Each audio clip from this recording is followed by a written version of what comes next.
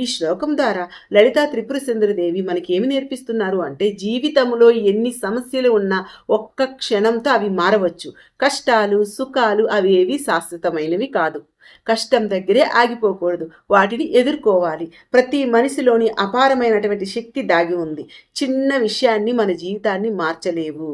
అమ్మ శక్తి మనలోనే ఉంటుంది కాబట్టి మనం తలుచుకుంటే దేనినైనా సాధించవచ్చు అని ఈ శ్లోకం తెలుపుతుందండి. మనము ఈ శ్లోకాన్ని చదివినా ధ్యానించినా ఆ తల్లి మనలో ఉన్నటువంటి శక్తిని తెలియజేస్తుంది అండి. ఓం గం గణపతియే నమః. ఓం శ్రీ మాత్రే నమః. Welcome back to my channel అండి. లలితా శాస్త్రంలోని 40వ శ్లోకాన్ని ఇప్పుడు వివరిస్తున్నానండి. ముందుగా వీడియోని లైక్ చేసి చూడడం స్టార్ట్ చేయండి ప్లీజ్ అండి. తటిల్లతా సమరుచిః సచ్చక్రోపరి సంస్థితా మహాశక్తి కుండలిని విషతంతు తనీయసి. ఈ శ్లోకంలో మొత్తం మనకి 5 నామాలు ఉంటాయండి. 107వ నామము తటిల్లత సమరుచి. తటిత్ అంటే మెరుపు, లత అంటే తీగతో, సమానమైనటువంటి, రుచిహి కాంతి కలది అంటే మెరుపు తీగలతో సమానమైనటువంటి కాంతి కలిగిన తల్లి లలితా పరమేశ్వరీదేవి. ఎలా అయితే వానాకాలంలో ఆకాశం అంతా కూడా నల్లటి మబ్బులతో ఉంటే, అంటే అంతటా కారు మబ్బులు అలా నిండి ఉన్నప్పుడు ఆ కారు మధ్యలో మెరుపు వచ్చినప్పుడు ఆ మెరుపు ఎంతో సన్నగా ప్రకాశవంతంగా ఉంటుంది. ఆ కాంతి రేఖ అంతటి సన్నగా ఉంటుంది కాబట్టి దాన్ని మెరుపు తీగ అంటారు. ఆ మెరుపు ఒక్కసారిగా కాంతిని ఎలా వెదజల్లుతుందో మనకి కళ్ళకి అంత స్పష్టంగా కనిపిస్తుంది కదండి. అలానే కుండలిని శక్తి కాంతి మెరుపు తీగల సన్నగా వేగంగా శరీరం అంతా కూడా ప్రవహిస్తుంది. ఇక్కడ నల్లటి మబ్బులు అని చెప్తున్నాం. ఈ నల్లటి మబ్బులు అంటే మనలోని అజ్ఞానం. అలా మబ్బుల్లోంచి ఒక మెరుపు కాంతి వచ్చినప్పుడు ఆ ఒక్క క్షణం మనలోని అజ్ఞానము అంధకారాలన్నీ కూడా తొలగిపోయి ఆ మెరుపు కాంతిలో అమ్మను ఎన్నోసార్లు దర్శించవచ్చు. ఇంకా మానవ శరీరములో ఇడ పింగళ సుషుమ్న అనే 3 నాడులు ఉంటాయి. ఇడా పింగళ నాడుల సమతుల్యత వల్ల వెన్నుముక మధ్యలో సుషుమ్నా నాడి ప్రవహిస్తుంది. దాని ద్వారానే కుండలిని శక్తి ఊర్ధ్వముఖంగా సాగుతుంది.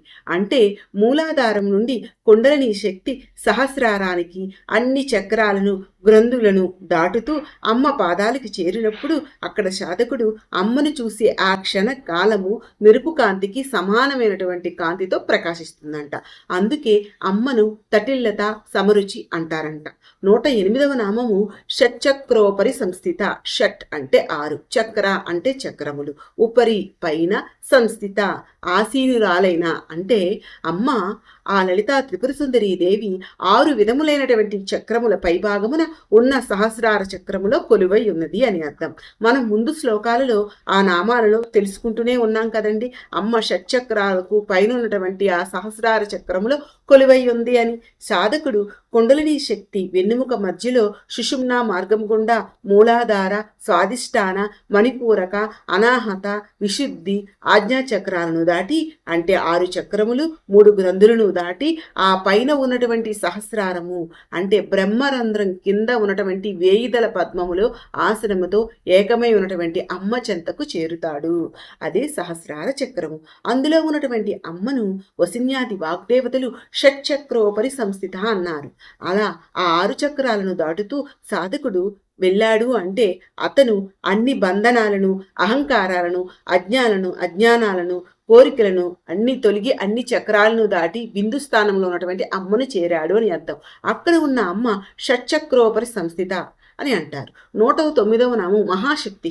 మహా అంటే బ్రహ్మమునందు లేదా పరబ్రహ్మమునందు, ఆసక్తి కలిగినది అని అర్థమండి. ఆసక్తి కలిగినది అంటే బ్రహ్మమునందు ఆసక్తి కలిగినది లలితామాత అని అర్థమండి. సహస్రారంలో ఉన్నటువంటి పరబ్రహ్మము అంటే శివుడు, కుండలిని శక్తిగా అమ్మ.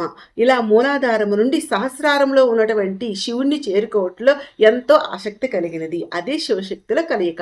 అంటే సాధకుడు తన సాధనలో ఆత్మను పరమాత్మతో ఐక్యం చేయటం అని అర్థం. ఇంకా బ్రహ్మము అంటే పరిమితులు లేని సమస్త విశ్వానికి సృష్టి ఆరంభానికి మూలము అని అర్థం. మరలా ఆ సమస్త విశ్వము, నక్షత్రాలు, గెలాక్సీలు, గ్రహాలు, గాలి, వెలుగు, చీకటి ఇవన్నిటిని కూడా నడిపిస్తున్నటువంటి అసలైన శక్తి బ్రహ్మము. అన్నిటికీ మూలమైనటువంటి పరమ చైతన్యము. మరలా అదంతా కూడా ఎవరిలో తిరిగి లీనమవుతుందో అదే పరమాత్మ. ఇంకా సర్వశక్తులకు మూలమైనది మహాశక్తి. సరిహద్దులు లేనటువంటి అంటే సృష్టి, స్థితి, లయ వీటన్నిటికీ మూలమైనటువంటి శక్తి రూపం లలితాదేవి. మనసులోని చైతన్యము, శరీరములోని ప్రాణము, ఆలోచనలోని జ్ఞానము ఇవన్నీ కూడా అమ్మ రూపాలే. 110వ నామము కుండలిని. కుండలిని అనగా సర్పాకారములో ఉన్నది లలితాదేవి అని అర్థం. కుండలిని శక్తిగా మూలాధారంలో కొలువుంది లలితాదేవి. వెన్నెముక చివరిలో మూలాధార చక్రంలో 3.5 తిప్పులతో ఒక సర్పాకారంలో ఉంటుంది. కుండలము అంటే వలయాలుగా ఉండడం. ఆ వలయాలుగా నిద్రిస్తుంది కుండలిని. అలా అన్ని చక్రాలకు ఆధారంగా ఆ కుండలిని శక్తి అన్ని చక్రాల్లో తానే ఉంటుంది అని అర్థం.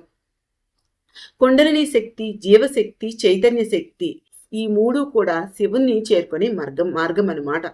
జీవాత్మ పరమాత్మ వైపు చేసే ప్రయాణమే ఈ కుండలిని మార్గము. అక్కడ కుండలినిగా ఉన్నది లలితా త్రిపుర సుందరీ దేవి.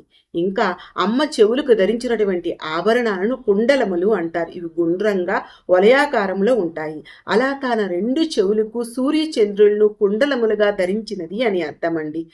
ఇంకా మనము ముందు చెప్పుకున్నట్లుగా కుండలిని 3.5 చుట్లుగా ఉంటుంది అని చెప్పుకున్నాం కదండి. అంటే ఆ 3.5 చుట్లలో 3 అంటే ఖనిజ స్థితి, వృక్ష స్థితి, జంతు స్థితి, మానవ స్థితి. ఈ ఖనిజ, వృక్ష, జంతు స్థితులు ఇవి 3 చుట్లు అన్నమాట. జీవుడు అత్యల్ప స్థాయి చైతన్యము అత్యున్నత స్థాయికి ఎరిగిన క్షణము అని అర్థమండి. 111వ నామము బిసతంతు తనీయసి. బిస అంటే తామర తుడుగు, తామర కాండము. తంతు అంటే దారము లేదా నారు. తనీయసి అంటే సూక్ష్మ రూపంలో ఉన్నది. అంటే తామర కాడలోని దారము వలె సూక్ష్మమైనటువంటి సన్నని స్వరూపము కలిగిన తల్లి జగన్మాత అని అర్థమండి. ఇక్కడ కుండలిని శక్తి ఎంత సూక్ష్మమైనదో చెప్పటానికి వసిన్యాది వాగ్దేవతలు ఈ విధంగా చెప్పారనమాట. తామర కాడ ఎప్పుడైనా మీరు చూసారా అండి? అది విరిచి చూస్తే చాలా సన్నంగా దారం పోగా వస్తుంది. అలానే కుండలిని శక్తి ప్రవాహము కూడా అత్యంత సూక్ష్మమైనది, అలాగే ప్రకాశవంతమైనది. ఆ తల్లి అత్యంత సూక్ష్మమైనది అని అర్థం.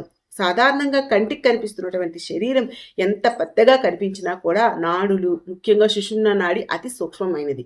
కుండలిని శక్తి మెరుపు తీగలా ప్రవహిస్తూ ఆ ప్రవాహము అత్యంత సూక్ష్మంగా జరుగుతుంది. అంతటి సూక్ష్మమైనటువంటి శక్తి అయినప్పటికీ సాధకుని మనస్సును ఎంతో శాంతింపజేస్తుంది, జ్ఞానాన్ని వెలిగిస్తుంది, శాశ్వత ఆనందాన్ని కల్పిస్తుంది ఆ తల్లి.